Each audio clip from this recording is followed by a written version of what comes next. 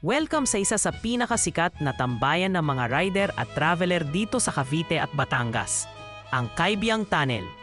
Imagine mo to, nasa gitna ka ng bundok, tapos biglang may ganitong daanan na parang secret passage. Ang haba nito halos 300 meters. Astig, di ba? Bukod sa pagiging shortcut papuntang Batangas, dito chill na chill ang mga tropa. May photo ops, konting tambay, at syempre, yung tunnel vibes na parang nasa ibang bansa ka.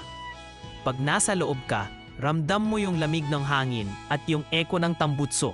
Solid pakinggan, lalo na kung naka-big bike o kahit scooter lang. Papuntang Batangas may view ng dagat bundok.